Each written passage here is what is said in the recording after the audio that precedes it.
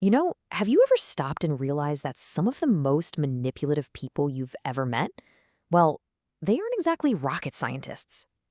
It's this really strange paradox, but I think getting a handle on it could totally change how you see your social world. So today, let's dig into why the most effective manipulators are almost never the smartest people in the room. Right? We have this image in our heads, probably from movies, of manipulators as these brilliant, calculating chess masters, always 10 moves ahead of everyone.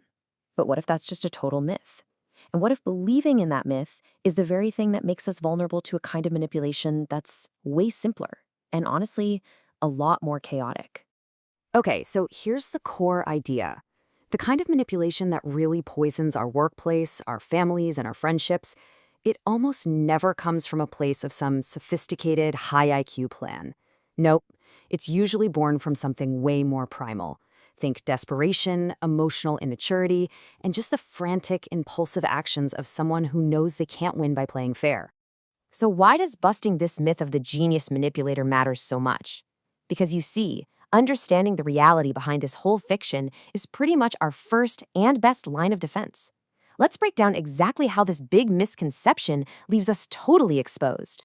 This right here, this is the fundamental mistake we all make. We get on the defensive. We're trying to outthink a grandmaster. But while we're lost in our own heads, analyzing every possible move and countermove, the other person has already flipped the entire board over, created total chaos, and just walked away with whatever they wanted. To really get to the bottom of this, we've got to go back about 500 years. We need to talk to a philosopher who was absolutely obsessed with this exact problem, Niccolò Machiavelli. And look, I'm not talking about the cartoon villain version of him.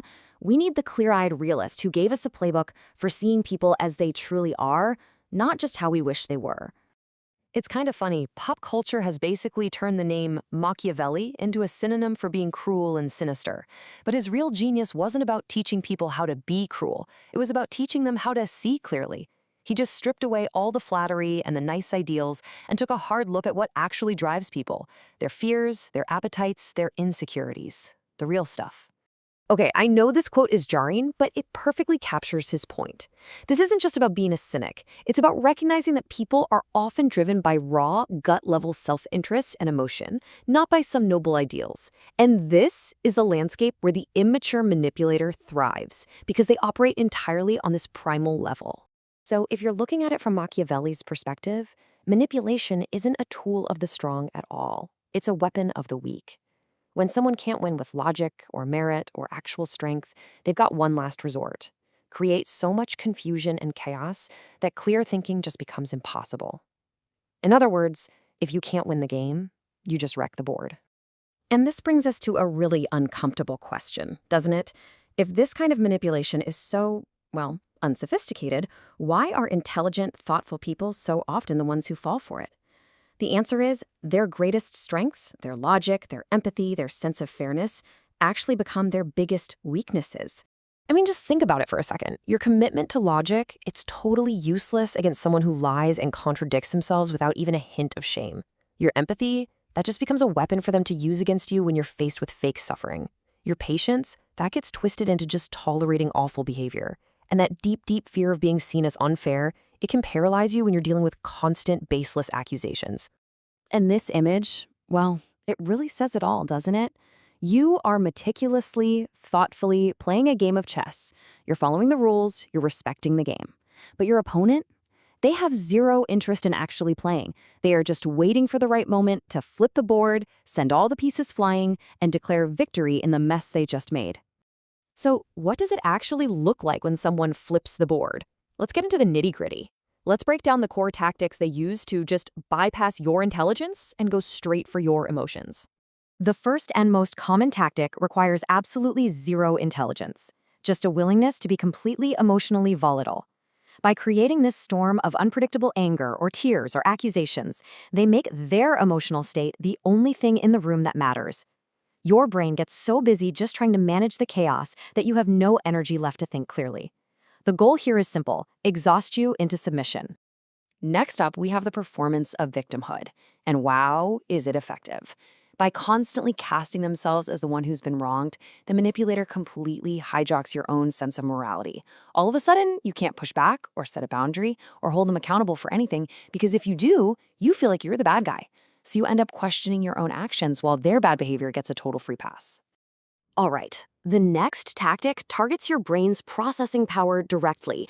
That feeling of urgency is such a powerful cognitive disruptor, and manipulators, whether they even realize they're doing it or not, are absolute masters at weaponizing it. It's a really simple three-step process. First, they invent some kind of crisis. Then, they slap an artificial deadline on it. And finally, they demand an immediate answer. See, this isn't about the issue itself. It's an attack on your ability to think. By robbing you of time, they force you to act on pure impulse and emotion, not on careful, rational consideration. So, okay, faced with this chaotic, emotionally driven assault, how in the world do you defend yourself? Well, the answer isn't to learn how to manipulate back. No, it's to cultivate a whole new way of seeing, an art of cutting through all that noise and just seeing things as they actually are. And this brings us right back around to that big misunderstanding of Machiavelli. His true lesson was never be cruel. It was be awake. And being awake just means seeing the world without the filter of your own good intentions. It's about recognizing that being a good person isn't, by itself, a defense against a bad one. So what does being awake look like in practice? Well, it means you stop reacting to these individual moments of drama and you start looking for the pattern over time. It means you learn to create a deliberate delay to resist their manufactured urgency. You start to use silence strategically so they have nothing new to twist.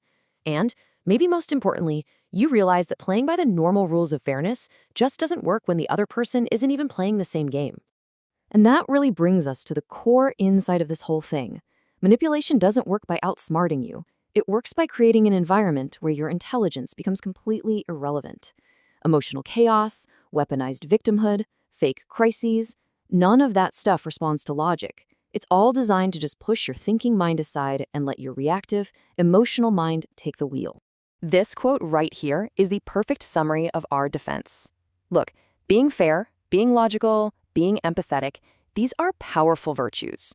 But applying them blindly, without a clear-eyed awareness of the person you're actually dealing with, that isn't virtue. It's just leaving the door wide open. Real virtue requires wisdom. So I'll leave you with this one question to take with you.